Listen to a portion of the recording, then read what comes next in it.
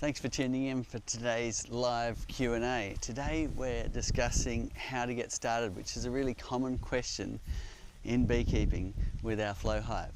And we're going to break that down for you to 3 easy steps, where 1 is assembling your equipment, 2 is installing your bees, and 3 is looking after them and adding your super when the bees are ready. But while we are going through all of that, we are going to harvest some honey as well, because it's springtime here, and if you have a look you can see there's a lot of honey here in the windows. We've been harvesting away. You can still see that these cells are nice and full and they've put their capping on, and you can see in the side windows you've got lovely capped honey as well. So all we need to do in order to harvest that honey is put this little tube in the bottom and insert the key in the top. Give that a turn, and what that does is creates channels inside the comb with my father and I's invention, the flow hive, and you'll see that honey just really streaming right out of the hive, and here it comes now. It's a beautiful thing. But before you get to this amazing, mesmerizing step of watching honey pour right out of your hive, and the best honey is always the honey from your local area. And the amazing thing is you get the different colors and flavors. You can see the next frame's got darker honey than this one, and so on. So it's a real joy and one of the many benefits of harvesting honey with the flow hive. But before you get to this amazing honey harvest, there's a few steps to do in setting up your hive, installing your bees and looking after them. So I'm going to cover up that jar because we're going to walk away, make sure no robber bees start coming for the honey. Okay, so follow me and we're going to show you how to install what's called a nucleus, which is probably the easiest way to get started in beekeeping. There's quite a few ways to get your bees. One is a nucleus, another is a split, where you take basically half the frames out of one of these hives and put them into your new hive. You can also catch a swarm. You can also order what's called a package, which is an artificial swarm in the mail. But one of the easiest ways is starting with a nucleus, and we'll get to that. First of all, step 1 is setting up your equipment.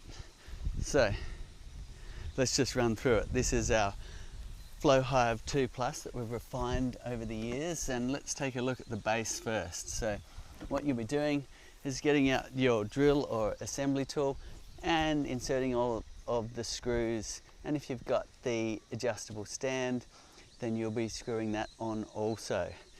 So it's a fun little kit to put together, and why this base is so important is because we've included a pest management tray down the bottom here. So there it is, super helpful for managing things like hive beetles and varroa. That will save you a lot of time having to get into your hive, because there is management practices you can do down here in the bottom to minimize those pests. We've also got the ant guards here, and every leg adjusts, which just helps you set up your base. Levels in the back, levels in the side. So we've thought a lot about the base and how we're going to improve it, and it's very different from standard beehives, and it's designed to make things a bit easier from square one. Next, you've got your brood box with brood frames. So here's your brood box. On top we go, and this is the heart of the hive. This is where you'll be installing your bees, and there's no need for the top box until your bees are using all of these frames. Next we have the Flow Hive Super, and this is our invention, where, as we were showing you earlier, you can harvest honey directly out of the hive, but we don't need that yet, because the important thing is to install your bees and look after them until they're ready to store excess honey upstairs in our Flow Hive frames. Okay, so let's run through it. Once you've assembled all your equipment and you have it all ready, set up your base, your brood box and your frames, have your inner cover ready and your gabled roof to go on top for an extra layer of insulation from the elements, and it also makes it look beautiful in the garden. Okay, so installing a nuke. Now we have a nucleus here, which is a very common way to get started in beekeeping. Is you purchase some bees off a bee breeder, and often come in a little box like this. Now it's closed up for the purposes of transportation with this dial here. It's got the vents open there, and it's got vents in the hive, so that's important so they get enough oxygen when they're in transit. Now what we need to do is put it where you want it in your yard. Now, you could install the nuke straight away into your box, or you could leave it there for a number of weeks while you find the time and you have a nice warm sunny day and you're ready to install the frames into your brood box. So we're going to go with the method of installing them straight away. So to do that, just to make things a little easier, I'm going to put the frames on this little stool here so they're up at a nice working height. Next we're going to get on our bee suit, because as soon as we open this, there's going to be bees everywhere, and if you're not used to that, wear your bee suit and some gloves to make sure you are protecting yourself. And even when you're an experienced beekeeper, you'll learn to wear your bee suit, and gloves become optional as you are quick to learn the temperament of the bees you're dealing with. You'll then have your gloves at the ready when needed. So in my case, I like the ventilated jacket. If you aren't someone who wears pants, then the full ventilated suit is great too, or we have the organic cotton suits as well. Now, you're making sure that your zip's done all the way up, and you are slipping the hood over your head. In this case, we have our clear view, and that's an innovation we came up with just to be able to see a little bit better. So, crossing them, making sure the zips are meeting and crossing there, and then the Velcro over the top. Okay, next we need to light a smoker, which we have already lit in here, and hopefully with a few puffs it'll get going again. We're also going to need our Hive tool. Now it is handy, we do have a toolbox. This is about all you need is your hive and a little box of tools, and that's everything you need for flow hive beekeeping and harvesting honey. And that's a big game changer away from having a whole processing plant, which is often in your laundry or in your house. So if I grab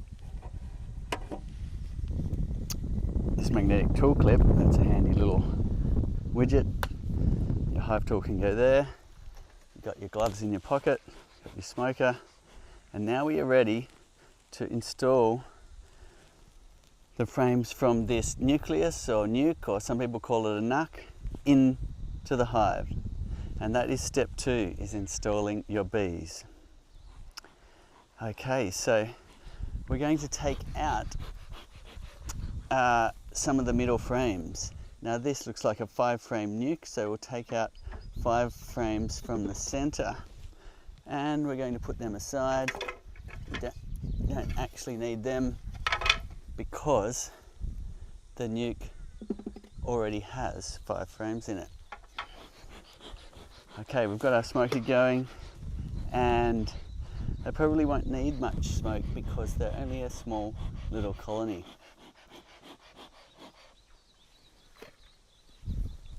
Okay, now when you're installing a nuke, what we're going to do is open the lid and have a look at our bees. So that looks good. We've got plenty of bees in there. We've got 1, 2, 3, 4, 5 frames. So you've got a choice whether to install them all centrally or to checkerboard them, it's called, where you put one of these in between. Now, you will be often get question marks from existing beekeepers of how come there's no foundation in here. And that's another step we don't need to do as a flow hive beekeeper, because we don't need to put these frames in a centrifuge and spin them. So we don't need the reinforcing of wax and wire or plastic foundation. We can just use a wooden frame and keep it perfectly natural for the bees downstairs here in the brood box. Okay, so if you're unsure, then just put all of the frames from the nuke centrally, and that keeps your cluster together. If you're still getting cold nights, I really recommend keeping all of your nucleus frames centrally, and they can build up from there as they work their way out towards the edges of the box and start drawing their wax in these frames. So first of all, you're looking in to have a look at which frame might come out easily. So I'm going to go for this one. First of all, make a little bit of a sideways movement like this until it's not connected to the neighbouring frame. The J goes under the end bar and up we go. Let's have a look at this frame. Okay, we've got some brood on it, that's great to see.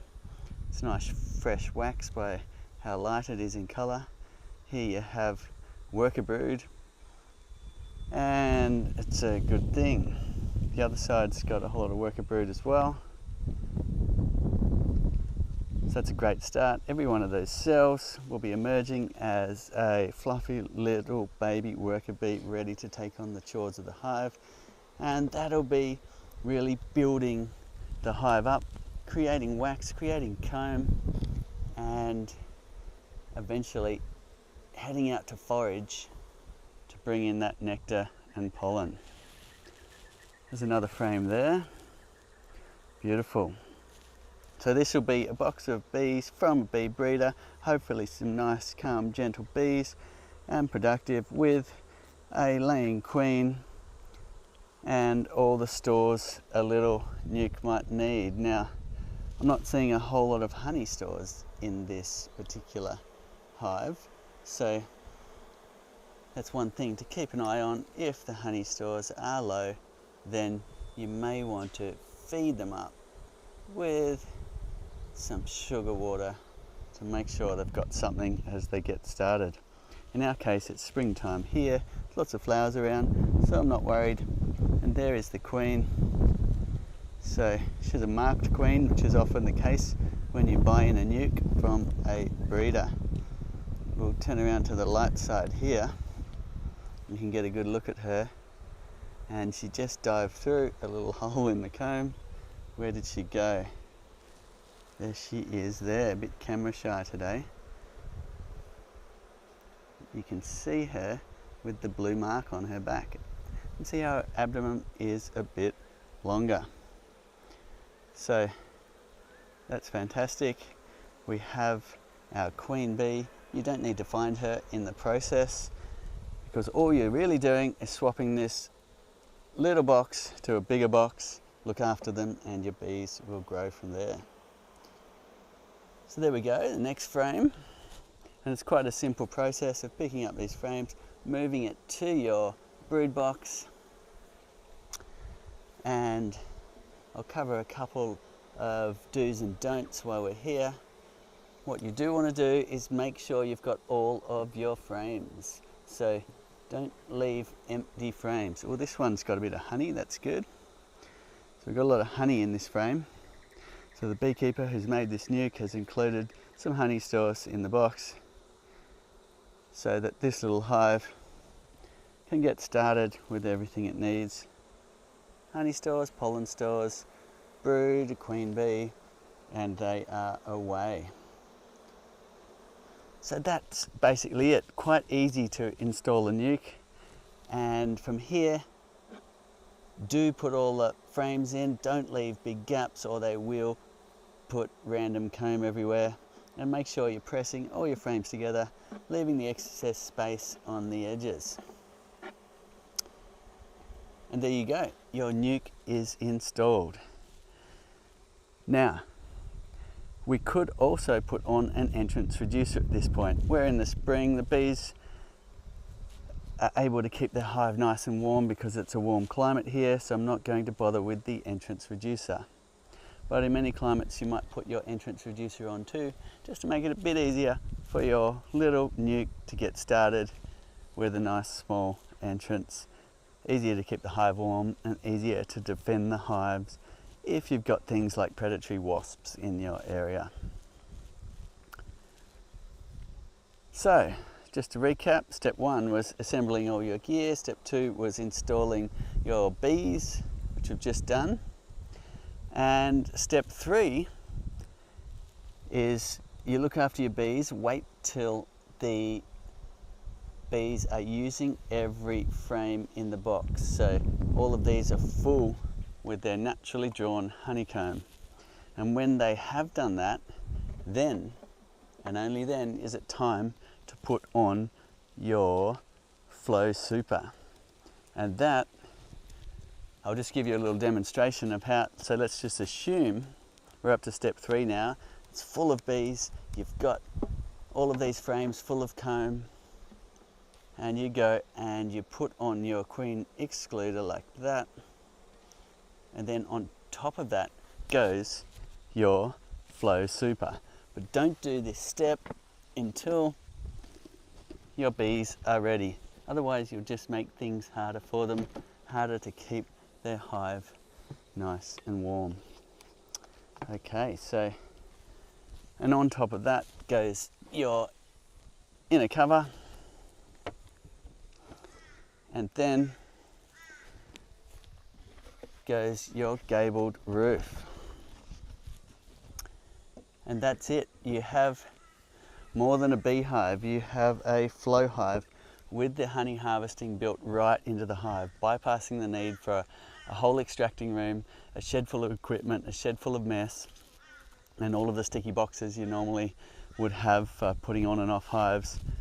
It's all built right into your hive, and all you need is this much area in your yard, a little box with a few tools, your bee brush, your smoker, and away you go, and you've got a great start in beekeeping.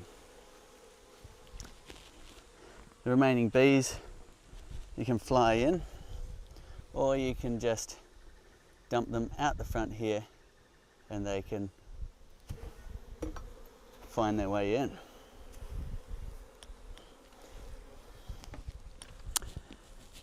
Okay, so we've got time for a lot of questions. If you've got questions, put it in the comments below and we'll answer them as we go. But we did step 3, which is in putting on your super. And we did that ahead of schedule just to show you. I'm going to take it off again because this little hive will not want all of the area of a second box yet. We need to wait till they really build up. So we can put the excluder aside, and this is the configuration you'll be keeping your hive in for step 1. Step 2, sorry, installed your bees. Okay, have we got any questions? Yes, so it's a question coming in about the nuke. Is it better to start with a nuke or a package of bees? Okay, so the nuke is probably the easiest way to start because your hive's already got all of the resources it needs. It's got a queen, it's got brood, it's got honey stores, pollen stores, comb in there ready to go. Where it's when you start with a package that can work well, but you really do need to make sure they have resources available. So that's going to be better in springtime when there's a lot of things flowering. You install your package and they need to go and get flowers straight away in order to have the carbohydrates ready. By collecting the nectar, they then can create wax and then start building their comb and so on. So a nuke will step you ahead further, and it will also be a more relaxed way to get started, because you can leave them in the nuke box for weeks if you like, until you are ready to get in your bee suit, get out your smoker and transfer them into your brood box. And then if you look after them from there, they'll grow. Right. Cedar, do animals like to try and get the beehives, like foxes, bears? So foxes, no. Bears, yes. So countries that have bears, and we don't have them here luckily, sometimes have to protect their hives. And that can be done with electric fencing, or some people, I've even heard of people putting their beehive in sheds or in even an old car, anything to protect them from bears getting direct access to their hive. And that's typically up in places like Canada, where those bears are in the wild and they do like eating brood and honey. Fantastic, Seeds. Now, is a flow hive a good way for beginners to get started with a beehive? Absolutely. So the reason why the flow hive's so good, whether you're a beginner or whether you're experienced, is the honey harvesting is built right into the hive. So in the hive is our flow frame invention, which allows you to harvest honey directly from the hive, so you don't need to set up those stainless steel benches, the centrifuge, which is the spinning machine, the sieving buckets, the decapping area where you're cutting the wax capping off the frame with the hot knife. All of the mess and paraphernalia that goes along with conventional harvesting is no longer needed. So that saves you a lot of time and a lot of learning in the beginning as well. So half of our beekeepers are brand new to beekeeping, and the flow hive is a perfect way to get started because you've bypassed that whole conventional processing plant. Great, look, and sorry, we lost Facebook there for a minute, but we're back up. So there might have been a couple of questions that you've asked that I've now lost. So just put them back in the Facebook feed because we're live and running again. And Karen's question is, Cedar, she just noticed that the way you put that roof on was pretty easy. She's saying her roof doesn't go on that easy and wondering why. Have you got a little tip for putting the roof on? Okay, if your roof's a bit tight to put on, first of all, make sure those wing locks are, wing nut roof locks are undone. They can catch you out sometimes. And the other one to look at, let's see if I lift this up, is let's say your inner cover might have gotten a little bit swollen here due to moisture, and that might be a little bit wider and making it a little bit tighter. You might need to address that.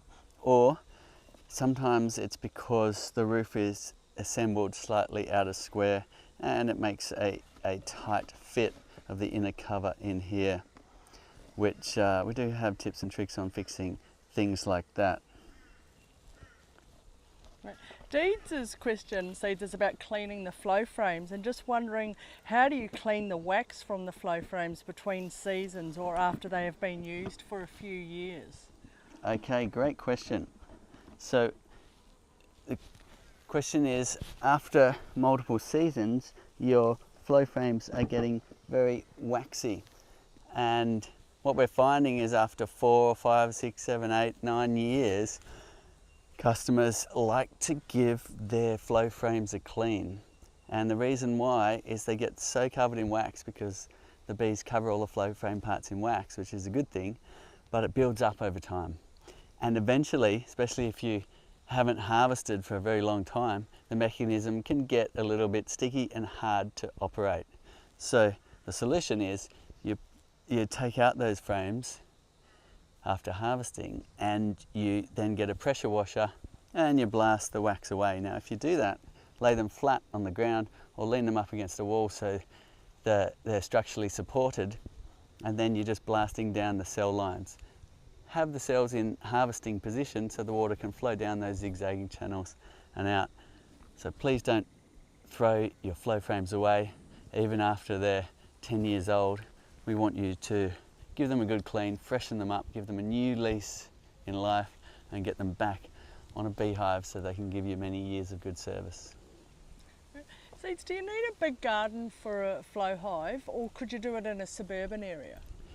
That's a great thing about beekeeping, and especially with the flow hive, it only takes up this amount of space. So we find people are really enjoying keeping flow hives on balconies, in high rises, on rooftops in the city, in urban backyards, out in the farmland, because they simplify beekeeping. And instead of having to pull the hive apart each time you want to harvest a little bit of honey, you can just sit there behind the hive harvesting and filling up your jars. So it's also one less time when bees are going everywhere, which does suit people in those urban areas. We could go back and have a look at how our honey harvest is going. A bit of a recap. We're covering how to get started here. So first of all, step one is setting up your equipment, assembling it, putting on your chosen finish on your wood.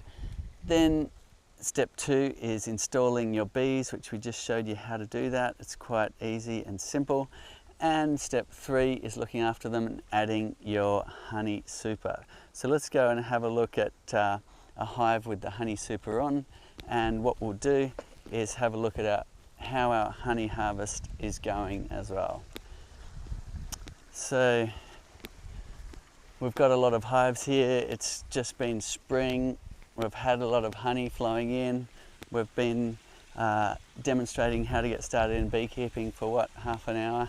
And the key we turned on this hive at the start of the video is now showing a nice full jar of honey. Look at that. Isn't that just gorgeous? So that is beautiful, and it just shows what an incredible amount of honey comes out of a single flow frame. So this is my father and I's invention, allowing for easy honey harvesting, and that's how easy it is. We turned that key, we walked away, we came back, and there is a beautiful big 3 kilograms of honey in your jar ready to take back to the table. Needs no further processing, no sieving or straining. It is ready for the table. So it really does simplify beekeeping and make it a truckload easier. David's tuning in from Brisbane and just wondering why from the same hive, some of the hive, oh sorry, I just dropped my microphone. Sorry, David from Brisbane tuning in, saying he's wondering why from the same hive does some of the honey turn to sugar? Some of the honey's turned sugar? Yeah. Okay, so you probably mean the candied, so it's starting to crystallise in the frames. So honey crystallization is a natural thing that happens to actually all honey eventually. Now, some honey, depending on the ratios of sugars in the honey, will crystallize actually in the hive. Now, around here we have the paper bark, which will do that in the winter time on the edges of the hive. You can get some honey crystallizing in the frames. Now, in the beginning, we were worried that this would be an issue to harvesting honey with the flow hive, but it's actually turned out to be the opposite. The flow hive allows you to harvest honey that's prone to crystallization and really hard to harvest in conventional ways, because you can harvest it as soon as it's ready and while it's still warm on the beehive. If you take a box of canola or rapeseed off your hive and you leave it overnight to get cold, you'll find that it's going crystallized by the time you go to extract it in conventional ways. Whereas with the flow hive, you can get out there and harvest it before it turns solid.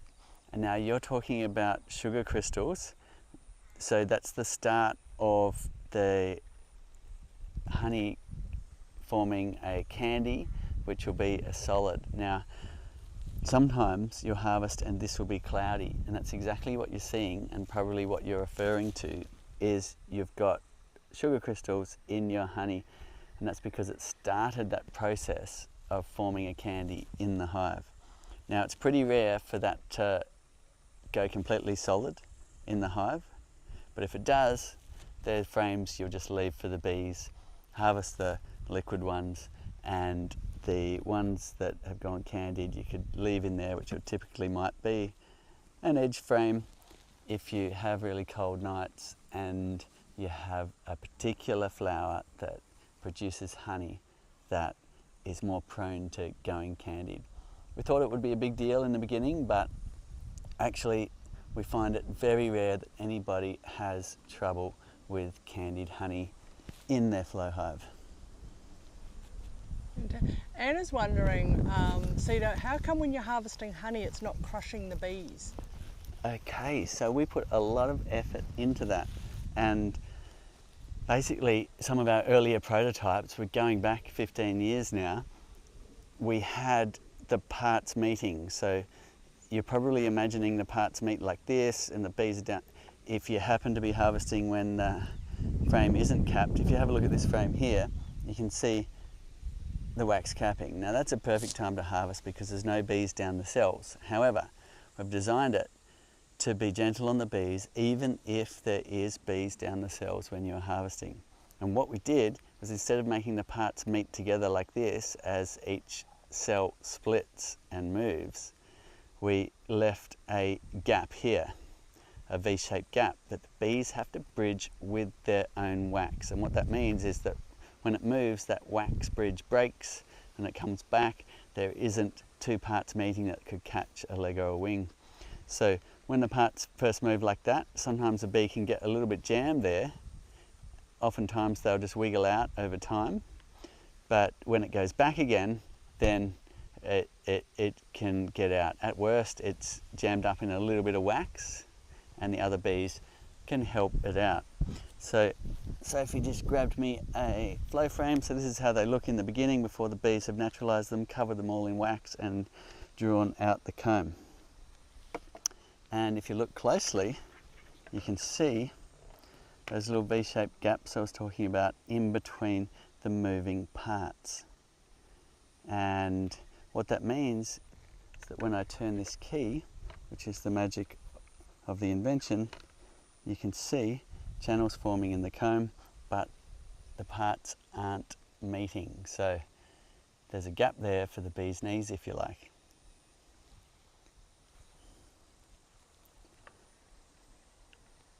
We dedicated a whole patent to that particular piece of inventing that we did in terms of making the flow frames as gentle as possible. And I can definitely say I harm a lot less bees harvesting honey with our flow frame invention than in conventional harvesting.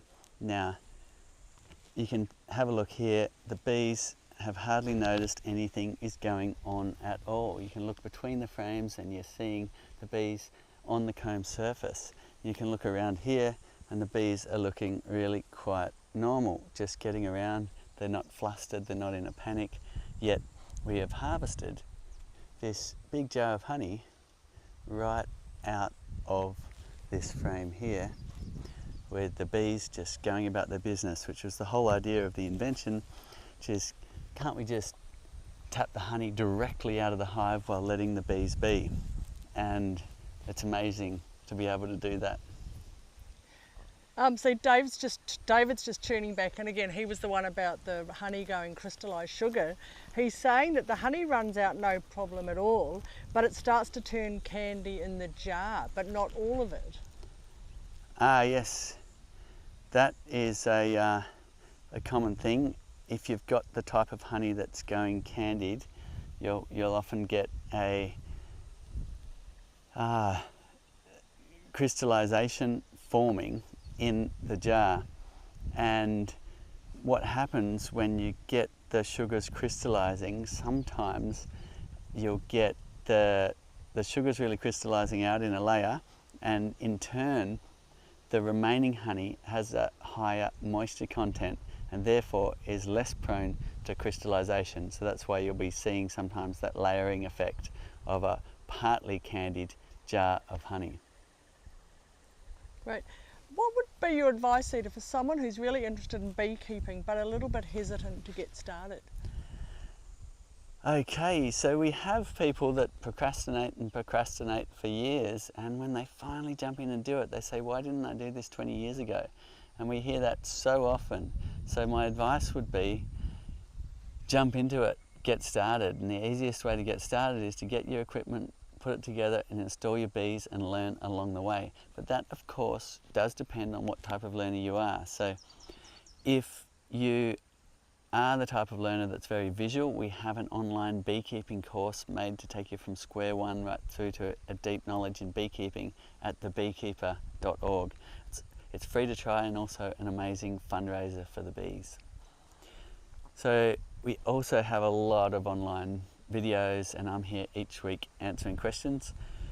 We also, if you're the type of person that reads books, we are excited to announce that my father and I have written a beekeeping book to help you get started in beekeeping, and that will be available in February. And there's also a wealth of knowledge of beekeeping books in the world already. Anna's actually getting a nuke tomorrow, but doesn't have a base for her hive, and just wondering what else she could use because she's worried about other insect infestations. Okay, getting your hive up off the ground is a good idea. In many places there are ground-dwelling predators that will prey on bees. So if you don't have our stand like this inbuilt into the base, then what you can do is put your hive up on some bricks or anything really to lift it up off the ground about this high. And for us, that's important because we have the cane toad, an introduced toad that really likes to eat bees. And of a night time, they'll be knocking on the front of your hive. If you don't have that stand, the bees come out to see what's going on and get gobbled up by the cane toads. So good idea to lift it up if you have those in your area.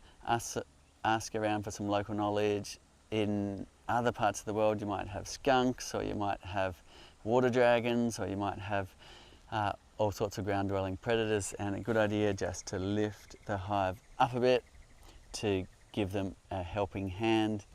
And the stand is also great to get your hive away from the moist ground as well, which helps make your equipment last longer, which also helps with you know, I mean, a commercial beekeeper here in Queensland said one of the most dangerous things about beekeeping is the brown snakes that like to nest under a conventional beehive. So we have ours lifted up, and that way you don't get that nice little warm area for a snake to be hiding as well. Yeah, and Anna, I think you're probably in Australia because she's mentioning that the base stands are actually at the moment out of stock. But Anna, I think they might be due back in the next week or so, so maybe contact customer support about that. I know they're not too far away. Now Johnny wants to know, his first hive died last year and the bees started building across the boxes. How do you keep that from happening? I don't know if he means the brood frames. Okay, sounds like we've got two issues. One is the bees died out for some reason. Perhaps they lost their queen and slowly dwindled away because there was no refreshment of new baby bees. Or perhaps there was another reason why your hive died out. It's hard to know. And the next question was, you had cross comb.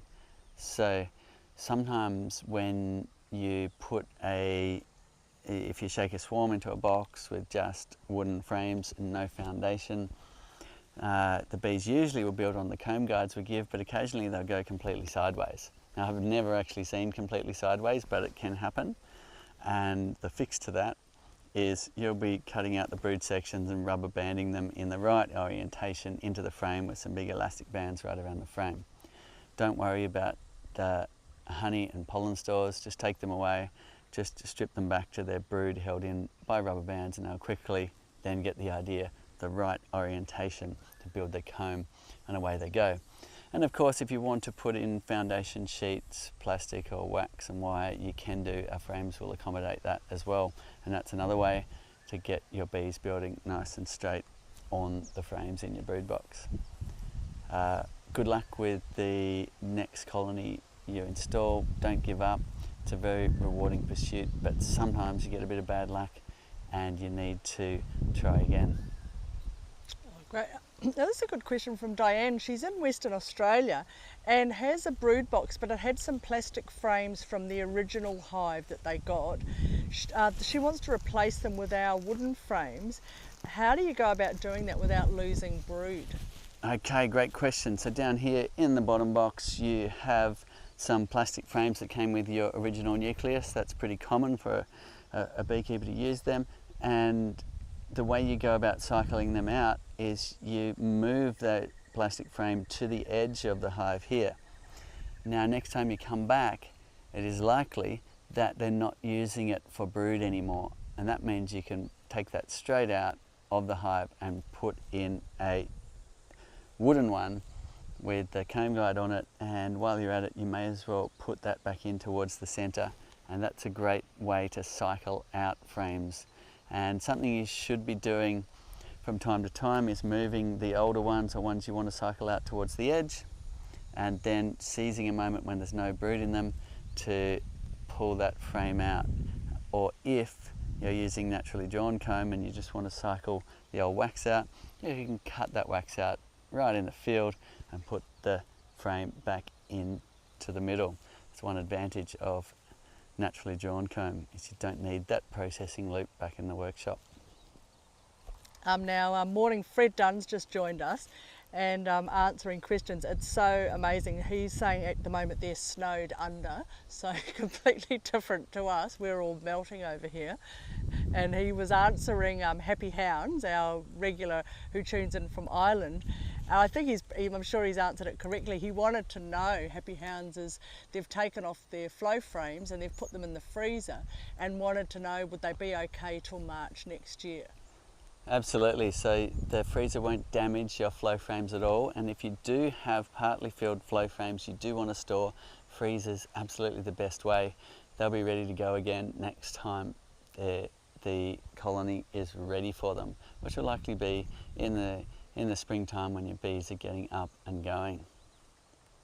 Now John's tuning in from Lismore, just down the road, and John unfortunately had a bit of an accident yesterday and accidentally killed his beautiful queen, and he's just wondering, should he hold off putting on the super?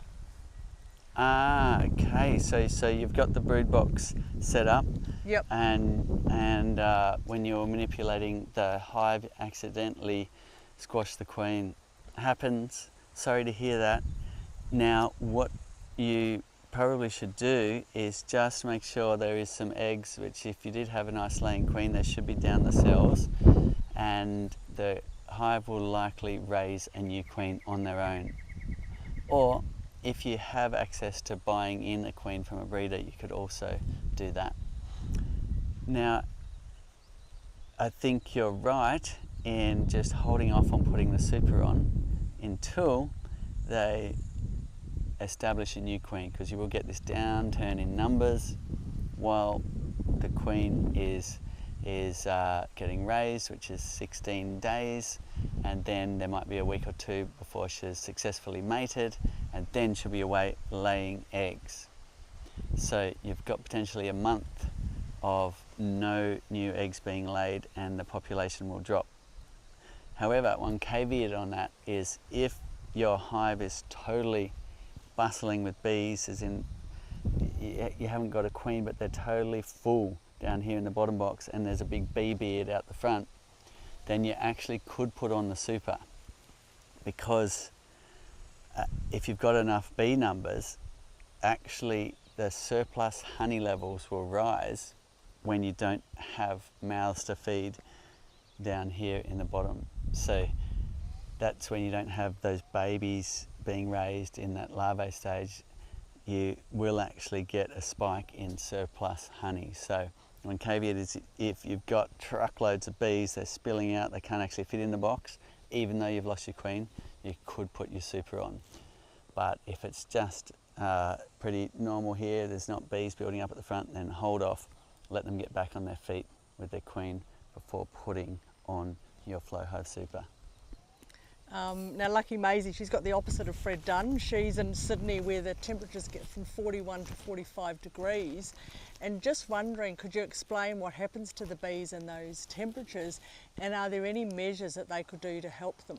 Okay, yes, so the European honeybee Apis mellifera is very, very robust in terms of hot and cold. So in those hot times, what they'll be doing is getting out, collecting water, bringing it back to the hive and using it for evaporative cooling. So they can actively air condition the hive to keep that brood nest just below our body temperature, which is what they need to do for the young to survive. Now, most commercial beehives, you'll notice, are out in the full sun in hot climates, so your bees are generally fine. However, with the flow hive, we have a few things you can give them a helping hand if you want to. And that is, you've got these vents here. So the vents on the upper side will allow air to flow through there and up between the tray and your screen bottom board. So that will give your hive a bit more ventilation. Now, if you want to, you can remove the tray altogether, and that will provide maximum ventilation in those really hot times. And of course, if you have the ability to create some sort of shade for them, particularly in the afternoon on those really stinking hot summer days, then that will aid your hive too in keeping the correct temperature here for the brood nest. Doug's wondering, Cedar, is the flow hive suitable for manuka or tea tree honey? Yes, if you're getting, say, up to a 50-50 mix of, in our area, we call it jellybush. So the thixotropic species in the same family as manuka here is called Leptospermum polygalifolia. And we've done tests when it's about a 50-50 mix. It'll flow out in these jelly-like globules mixed with liquid honey.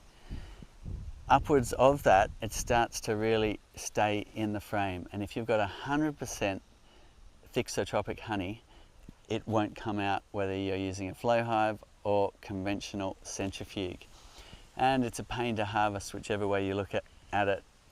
And what's done for harvesting in conventional ways, in the manuka plants in New Zealand, for instance, or there is apiarists around here that also go after those species, is you'll be creating a warm room, so you're creating a warm environment. You've got a cell pricker, you're pricking the cells, and what that does is it starts to agitate the honey and changes it from being jelly to runny, and then they spin at high speed in a centrifuge. So some people have done that with flow frames, but in the end, if you've got the really high levels of that thixotropic in your frames, you may be better off just leaving it there for the bees and harvesting the honey that does successfully come out. And just the process of attempting to harvest will disrupt the comb enough for the bees to tear it down and rebuild it, hopefully with liquid honey next time. Cedar, Alex is asking, is the flow hive resistant to pests? Okay, so what we have in the flow hive is a pest management tray down here, which is useful in assisting your hive with pests. So to answer your question directly, there isn't really a hive that will be totally free from pests issues, but we have built in features to assist. So starting at the bottom, we've got our ant guards down here. Now they only work if you fill them with, say, some Vaseline and clear the foliage away. Then that is a bit of a barrier to stop ants crawling up onto your hive. There's one there, just for a show and tell. Now we haven't bothered here, but sometimes they can be annoying, in which case you activate your ant guards. Then you've got your pest management tray down here, which you can open, and here you can put oil in the tray to catch things like the small hive beetle. And also really useful for counting varroa, and even people are using it for applying treatments where the organic acid, formic acid, can be applied down there. Just bear in mind that will be off-label in some countries, but people are using it nonetheless as an easy way to apply that treatment down there in the tray, which just means you don't have to open your hive to put that varroa treatment in, which makes it exceedingly easy. Cedar, The beekeeper heard that you had to harvest a whole flow frame to get all the honey out. Is that true, or can you just take a little bit of honey out at a time? Okay, great question. So you may have noticed in the beginning I did this frame in two halves. I put the key in that far and turned it, and that was simply to make it easier to turn the key. But if I wanted to just harvest half a frame, then I would put the key in halfway like that and turn it, and then you would get half a jar, or about 1.5 kilograms of honey. The minimum amount you can harvest with our flow frame is a single cell line. So you might just put it in 10 millimeters, turn it, and you've got a single cell line draining out. And the reason why you might do that is you're curious just to taste the honey, and you can't wait till they've finished filling it up. They'll fill that back up again really quickly if they're on a flow, but it gives you the advantage just to have a quick taste, which may help in connecting what's flowering now to the taste of the honey, and increase your bee knowledge on what flowers are producing which nectar, and in turn which honey. And do you check the super frames before each harvest to make sure that there is enough capping? So the whole idea with the flow hive is you can look through the windows, see when the honey's ready, and harvest the honey in a gentle, easy way. And that works very well for the most part. However, you can get into situations where the bees have gotten a bit hungry and they've eaten the honey directly above the brood nest, even though the window is showing still full, like this. So, as a flow hive beekeeper, you can either, as you say, pop a frame and just have a quick look if you're unsure, or you can watch the windows periodically and get a good idea of whether the hive is hungry and likely to be consuming that honey above the brood nest, or whether they are on a nectar flow and depositing nectar, and therefore it's unlikely that there'll be that honey empty above the brood nest in this arch shape. So that's a long way to explain, but basically the answer is no. You can go ahead and harvest by looking through the windows and seeing when the honey is full. You can see this one's empty, we've just harvested it. You can see this one's full, we haven't harvested it, and so on. But if you're unsure and you just want to increase your learning of what the windows look like and what's going on inside the hive, then by all means go and lift up a frame and have a look. Great. Now Laura, just back on that nuke that you just installed, Cedar, in the brood box, Laura was wondering, could you leave the box open, or do you just add the lid and the roof for the weather? You're definitely going to add some kind of lid on any hive, otherwise the rain will come right in. And although bees can survive in the wild on a branch building their comb, they set themselves up for that. And if you've just got a hive with no lid on it at all, no inner cover, no roof, then the weather will just go straight in. So the minimum you'll need is just a flat board on top, and in our case we put the inner cover followed by the gabled roof, which just gives you that extra layer of protection from the elements, and also is a beautiful aesthetic in your garden. Cedar, can you feed the bees brown sugar and water? No, only feed bees white sugar. The reason why is brown sugar or raw sugar or other types of sugars tend to have other minerals that aren't good for bees. So what you're doing is trying to simulate flower nectar. Now, it's not perfect, but white sugar is best. If you do need to feed your bees, only white sugar. And you'll be either dry sugar feeding, which you can just pop the plug in the inner cover and pour some on top of the inner cover there, or you can make yourself a feeder quite easily. We've got videos showing you how to do that. And you'll be boiling up some sugar, some white sugar and water, and then putting that liquid into your feeder for the bees to consume. And there's two ratios that get used. There's a 2-to-1 ratio, which is a thick syrup for trying to simulate honey, and that will be stored and as if it is honey in your hive, which is useful if you're coming up to a long cold winter and you want them to have some stores. Or this is a thin syrup, which is a 1-to-1 ratio, 1 part sugar, 1 part water, and that simulates nectar, which is a stimulant for the queen to lay more eggs and the population to grow, and beekeepers will use that to give their colony a boost in numbers just before a big flowering, typically in springtime. So many great questions. We've got time for a couple more as we pack up this little harvest. Couple of cold weather questions actually, Cedar. I think probably both in the US, asking when would be a good time to start, and also if we're closing down for winter, what do we need to do for the bees to get through the cold winter? Okay, so opposite to here, we are going strong in our spring with a lot of nectar coming in, bees booming, bee beards, very exciting. On the flip side, up in the northern hemisphere, you have the opposite happening where you're in your fall. You might be getting a honey flow depending on where you are.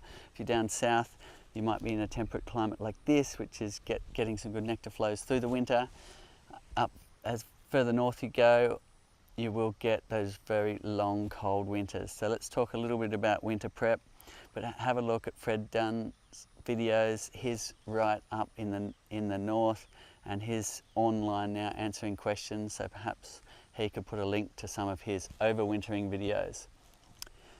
Step 1 is thinking about how much stores your hive needs for that long cold winter, because the honey stores are their carbohydrate, their fuel to keep them going, fuel to keep them warm through that long cold winter. And if they don't have enough, they will simply starve to death in that winter. So in the fall, if you find there is no honey stores in your hive, you'll be feeding them, as we were talking about, by making a thick syrup. Now, preparing your hive, it is common to pack down the size of your hive. In those colder regions, they often have a second brood box, or perhaps it'll be a single brood box in an ideal, then a flow super on top. And it's common to take off a super or two if you've got more than one on, put them away for storage, and leave the brood box, which should have some honey stores on the edges, and then the second brood box, which is probably mainly honey stores, on top of it for the bees to survive on. Ask your local beekeepers what stores your hive might need to survive a long cold winter in your area. Now, if you want to leave the flow hive super on, so you've got our flow frames here, you can leave it on, it won't damage the flow frames, and just let the bees chew, or let the bees consume the remaining stores to survive. You can do that, but at a minimum you'll be taking out the queen excluder, which sits between your brood box and your honey supers. Fred Dunn, in his video, hopefully he puts the link in below, he likes to go a brood box, and then an ideal, no queen excluder at all, and then the flow frames, and says that works very well in that cold climate. And but if you are using the queen excluder, the minimum thing you will be doing to prepare your hive for winter is taking the queen excluder out, so that the queen can move with the cluster as they move up through the hive, consuming remaining stores. So I have to say, Fred's actually just posted that video of, it's actually on YouTube, so he's put the cold weather flow hive set up for his snow belt, and there's a lot of discussion going on here, Cedar, about your jacket. How do you keep it clean? Clinton thinks maybe you just get a fresh one every week. Everyone's loving your jacket and wondering how you wash it. You know, I would say this one's actually getting a little bit grubby, but you know, it probably just looks better on camera, I'd say. But yeah, I believe the instructions to these are hand washing, but if they do get really dirty, then giving them a wash is a good idea. And just remember, take your hoods off. You've got to take your hood off, but you can just stick it in the washing machine. Well, there you go. Trace has the answers. You can see I don't wash my bee suit. I wasn't going to say anything. Hey, Caroline has just wanted to know, is it possible, and wondering why there just seem to be no bees around? I don't know where Carolina is. Okay, so is the question specific to can't see any bees here, or can't see any bees in her area? I may be in her area, just wondering where they are. And it's funny because someone else mentioned that this morning, that there's usually so many bees around and they've just noticed less bees. So I don't know where. Is it chemicals? Is it varroa? Not quite sure. Maybe we need a bit more info on that one. Yeah, I mean there's a lot of issues in the world regarding insects in general, and of course our honeybees fall into that category. So it's a great idea to be a beekeeper looking after bees and keeping the whole pollination cycle going. And we've had a stark reminder about that recently in Australia with the varroa incursion coming in, decimating a lot of hives and wild colonies. So my father-in-law has been hand pollinating his pumpkins, and that just goes to show what we'll need to be doing if we don't have enough pollinators around. And they are such an important part of our whole agricultural food system and tangled up with the human's survival in a way. So becoming a beekeeper is a very important keystone in the whole matrix of life that we all depend on. And of course all of the other native pollinators as well are super important to look after, so planting flowering species is a great idea as well. And it's the reason why we like to encourage a lot of planting and habitat, is without good healthy habitat, the whole system starts to unravel. Now the good news is, in the mid-north coast where my father-in-law is, the bees are starting to come back already, just a year and a half later after the varroa decimation. So the bees are working it out, the beekeepers are working it out, and the bees are back in his pumpkin patch. Oh, great. Look, I may be what Caroline was also referring to, and maybe it's more about harvesting this honey, and maybe Callum needs to show the front of the hive, wondering where the bees are when you're harvesting. Like, why aren't there all bees buzzing around this jar of honey? Okay, so the bees are just doing their thing. This hive's a little low on numbers actually. I think we've been taking our splits, and you can see that there's bees coming in and out, but there's not a big bee beard on this hive by any means. Now if we go ahead and look in the window here, we also concur that the bee, normally you see a bit more activity than that, and when you can't even see the comb at all, you know that the hive is overcrowded and you might need to take a split or do something about it by adding some more room for the bees. And in terms of the bees coming around and getting in the honey jar, we showed you how to cover that, which is easy to do with any kind of wrapping. But have a look here, we've got a single bee that jumped into the honey jar, so I'm going to fish that out. They can survive in honey for a good while, so it's gone for a little swim. We're going to put that right back on the landing board, and we can watch as the other bees will clean her right up. It should only take a minute. And hey, where are you going? Don't just fall off. You're supposed to be doing a show and tell. There we go, the other bees are on her. They'll lick all that honey off and she'll be just fine. So we're going to show you how to finish the harvest now. So this jar filled up to about here in the first 20 minutes, and then the remaining time while we've been talking, it's filled up the last bit, and that's pretty typical. But what we're going to do is turn that frame to cell form position now, so finish our harvest. And there's 2 slots at the top, you'll be going in the top one, push it all the way till the key can go no further, and then simply turn that to a 90. Now a little tip is leave that in that position for a minute or 2 while you pack up, and that just makes sure all of the moving parts are seated back in their right hexagon position. Otherwise you'll get some problems later if they're left a little bit like that, and they put big wax blobs here and here to make a wobbly shaped hexagon, then that can constrict the flow of honey later. And all we need to do, but I took away my caddy earlier, so I don't have my little caps, but I'll just borrow one from over here.